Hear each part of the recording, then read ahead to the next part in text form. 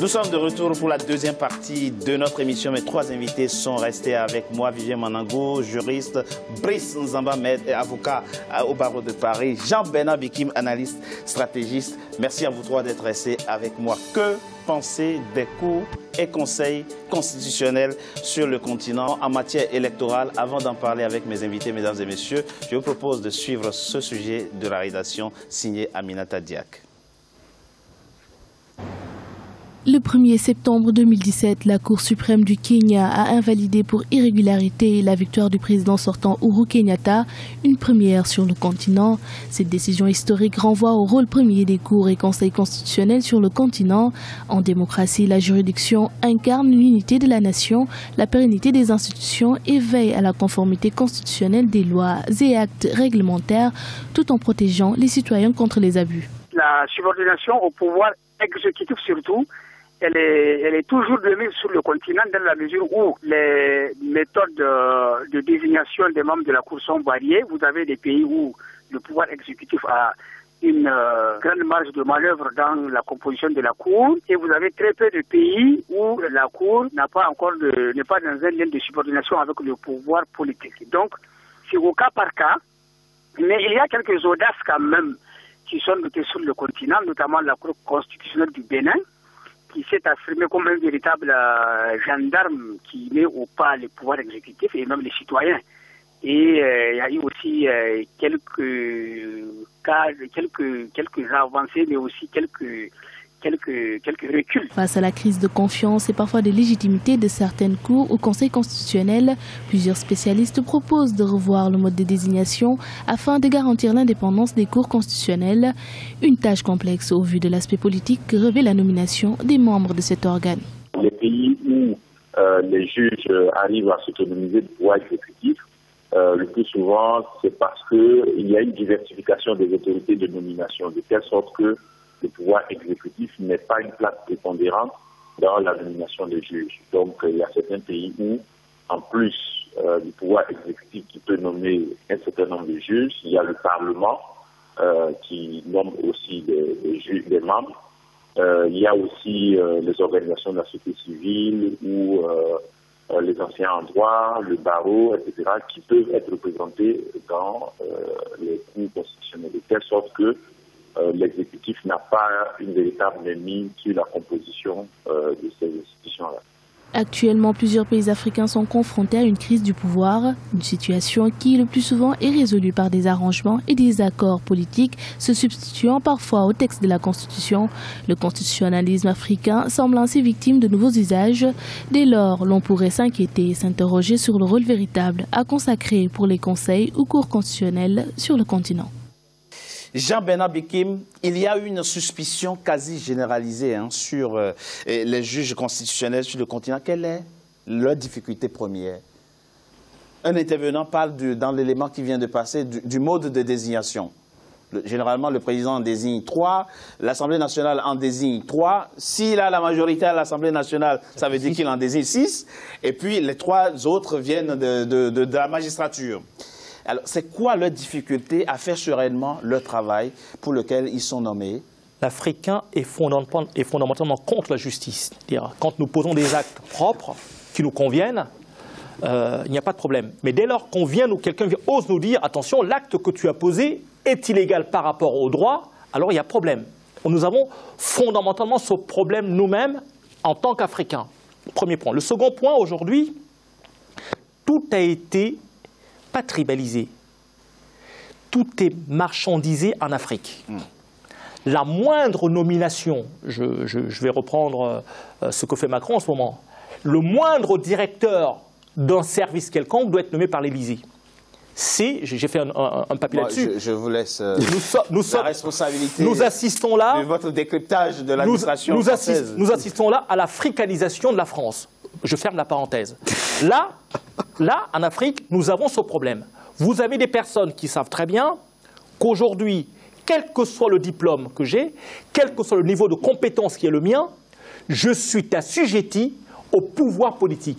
Et je suis assujetti avant ce pouvoir politique, soumis au réseau.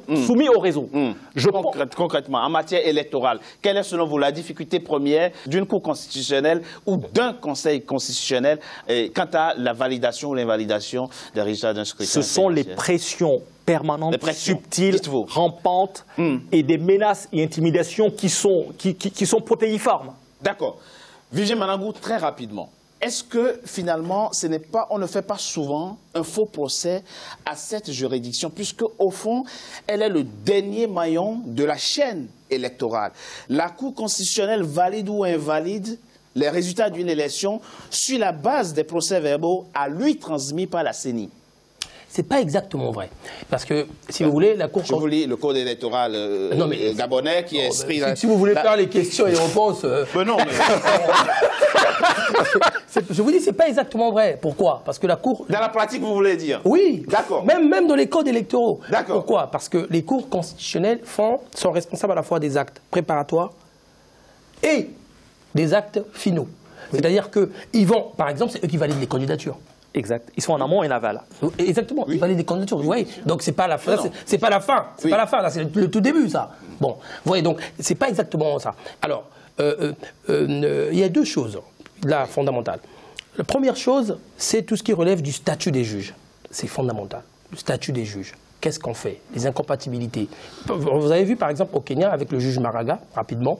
Il y a eu une motion de défiance soulevée par un député de la majorité présidentielle, un ami de Kenyatta sans doute, pas content de la décision. Oui. Alors, très rapidement, oui. Elle n'aboutira pas pour une raison très simple, parce que le juge dispose de l'inamovibilité, c'est-à-dire qu'il ne peut pas être viré pour des positions qu'il aura adoptées dans ses fonctions. Bien sûr. C'est essentiel parce que ça protège le juge. Lorsqu'il se dit, je vais faire ceci et je sais que derrière, il n'y aura pas de répression. Alors, ça veut dire aussi une chose. Lorsqu'on soumet, par exemple, un juge constitutionnel au renouvellement, c'est-à-dire que le président de la République peut renouveler le mandat du juge. Chaque 3 ans ou chaque 3 ans. Attendez, c'est essentiel. Rester l'acte concret de validation des résultats d'une élection, s'il vous plaît. C'est concret, je vais vous dire pourquoi. Mais ça dit, dans l'hypothèse que les candidatures ont été normalement validées, que les candidats remplissent les conditions. Exactement. On parle là concrètement de la validation concrète, matérielle, factuelle des résultats, s'il vous plaît. Oui, mais je vais vous dire. Je vous prends un exemple du Togo. Les dernières, passées les élections, là, il y a 10 ans. Oui, au Togo. oui. Bon. Si vous regardez, il y avait une candidate, une dame, j'ai oublié son nom, dont le recours avait été rejeté. Qu'est-ce qu'avait dit la Cour? La Cour avait dit, d'ailleurs c'est une technique qu'on utilise souvent sur le continent, que c'était à la récurrente d'apporter les preuves de ces allégations. C'est une formule qu'on utilise souvent. Dans les cours constitutionnels, ça permet de rejeter tous les recours. Donc vous voyez, on ne peut pas dire ça simplement. Pourquoi? Parce que la stratégie, c'est laquelle? Vous venez avec un recours, on vous dit, il faut des preuves. Or, les preuves, vous n'en avez pas. Pourquoi vous n'en avez pas? Parce que la commission électorale... Mais comment savez-vous qu'on vous avouez si vous n'avez pas de preuves? Attendez, oui. Parce que la commission électorale fait en sorte que vous n'ayez pas de preuves. Tout simplement. D'accord, donc c'est pas la Cour constitutionnelle déjà. Mais la Cour a la possibilité d'organiser des débats contradictoires. La Cour a la possibilité de confronter les pièces et de la commission avec les délégués des autres candidats. Pas la possibilité, elle a le devoir. Elle a le devoir de le faire. Or, la Cour, qu'est-ce qu'elle fait souvent? Elle ne le fait pas. Elle déclare irrecevable. C'est-à-dire qu'elle rejette le droit de contestation. Donc là, vous voyez bien que c'est la Cour qui vient en réalité... Et vous pensez que c'est politique? Évidemment. Naturellement. Parce que l'idée, naturellement.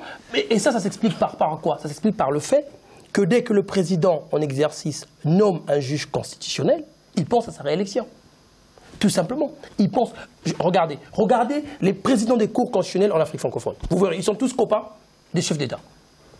Tous. Oui, bon, quasiment, sous exception. Je ne vais pas nommer ceux qui me détestent pour... si on me donne la possibilité constitutionnelle de nommer quelqu'un, je vais nommer naturellement un copain. On est d'accord. Oui. Donc c'est pas incohérent. L'idée, c'est le professeur Loade vient d'en parler, l'idée c'est faire en sorte que le pouvoir politique n'ait pas d'influence statutaire. Que fait très rapidement. Il faut arrêter avec le système qu'on a pompé en France. Ce système qui consiste à faire qu'il y ait 3 membres. Que le président de la République nomme 3 membres de les cours, systématiquement. Il doit nommer combien? Rien du tout. À mon avis, le président de la République... D'où doivent provenir les juges constitutionnels? C'est-à-dire que les juges... Par leurs pairs, par les pairs. Les magistrats. Tous les magistrats hors hiérarchie. Il y a des corps, tous les enseignants, les avocats, on peut diversifier. Doivent être désignés par leurs pairs pour justement siéger dans les cours de cassation, les conseils d'État et la Cour constitutionnelle. C'est réglé. On peut trouver un moyen de dépasser, d'annihiler le pouvoir politique. Voilà. En fait, j'aimerais juste dire que bon, il faut comprendre que mon ami Vivien, lui-même, il a formé un recours devant le Conseil constitutionnel de la Cour suprême du Congo-Brazzaville. Il a été candidat aux élections législatives. Je souhaite que pour lui, que la Cour constitutionnelle ou la Cour suprême du Congo va dire le droit.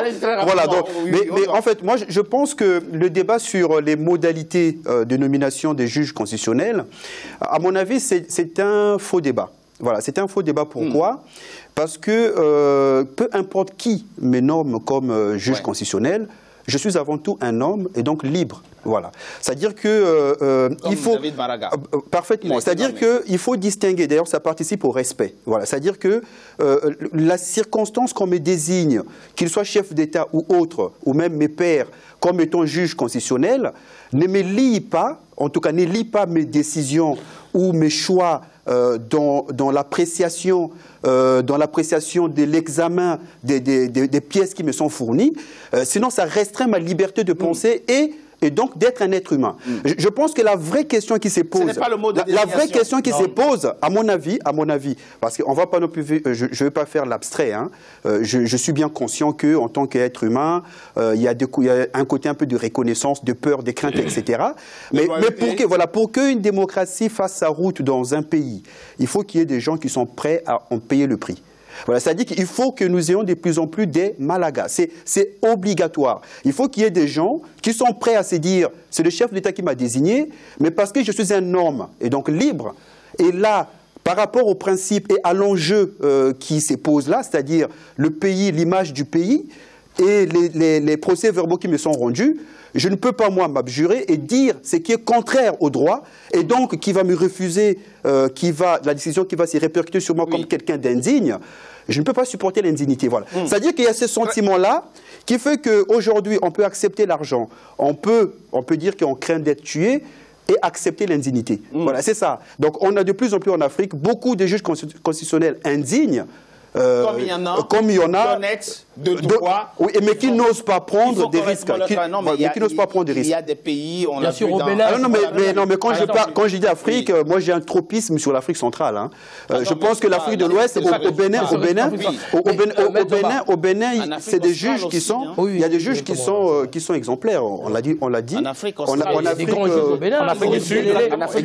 mais moi je pense au Congo-Brazzaville, je pense au Congo démocratique. J'espère qu'on va en parler aussi. Rapidement, très rapidement, pour rebondir sur ce que disait M. Zamba, pour dire simplement, c'est vrai que le juge doit être quelqu'un de capable de dire le droit, quelles que soient les pressions extérieures. Simplement, le rôle des juristes ou des commentateurs qu'on peut être, c'est aussi de les aider à arriver à ce point-là.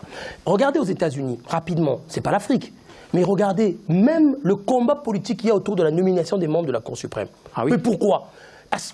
Parce qu'on sait, quand c'est un président conservateur, il nomme un juge conservateur. On connaît, c'est un libéral, on nomme. Pourquoi ? Parce que lorsqu'il voudra avorter ou annuler, je ne sais pas, supprimer la peine de mort ou les armes, machin, le conservateur votera contre. Vous voyez ce que je veux dire ? L'enjeu politique est tel que la couleur politique va déterminer la suite. Oui, mais ça se passe sur les principes. Sauf que le présidentialisme américain, ce n'est pas... Non. Mais là, ça se tient. C'est pour ça qu'il est essentiel, dans le statut, ou dans les incompatibilités, de trouver des techniques juridiques de telle manière à aider ces personnes-là, parce que c'est vraiment une fonction hors norme. Jean-Bernard Bikim, très rapidement, vous avez des politologues occidentaux qui disent, mais pourquoi les Africains imitent ce qui est à bout de souffle en Occident? Pourquoi veulent-ils exactement faire comme les Occidentaux alors que ça ne marche pas chez nous? Est-ce qu'il y a lieu de revoir la mécanique de la fabrication électorale chez nous, de la fabrication électorale chez nous? Je dirais deux choses. Très rapidement, s'il vous plaît. Ces mêmes politologues qui pointent l'Afrique du doigt. Non, ils ne pointent pas du doigt. Ils disent que les réalités culturelles, anthropologiques, si vous voulez, du continent font appel à d'autres modes de désignation et de légitimation de l'autorité, plutôt que de les calquer sur les modes occidentaux. Je leur réponds ceci. Les travers que traversent l'ensemble des pays moins avancés en développement et émergents prennent corps le 18 septembre 1819 à Vienne, le congrès de la restauration de l'Europe. Oui. Au cours de ce congrès, l'ensemble, les grands ensembles qui pilotent le monde aujourd'hui se sont partagés ce qu'ils ont appelé le gâteau du roi. Ils ont tracé des cartes où chacun s'est attribué un domaine d'influence sur lequel il appliquait le modèle qui lui semblait prépondérant pour exercer son influence. D'accord. Je ferme cette parenthèse. S'il vous plaît, très rapidement. Si vous voulez, on peut partir de la boule maintenant. 90. On finit avec le monopartisme. Il faut le multipartisme. Il faut des élections. Sinon, vous n'aurez pas l'aide au développement. Je ferme cette parenthèse. Très rapidement. Le phénomène de dépendance économique dans lequel est plongé l'ensemble des pays moins avancés en développement fait qu'il y a automatiquement une dilution de souveraineté, une perte de souveraineté et souvent une absence de capacité de prendre des décisions autonomes, puisque les décisions sont à l'extérieur des pays. Oui. Ce qui veut dire quoi? En général, en lien avec l'élection. En général, on dit toujours, c'est celui qui paye qui commande. Et nous avons là un cas pratique, un cas clair. Celui qui paye, c'est celui qui commande. Aujourd'hui, l'ensemble des pays africains, sauf ceux qui disent non,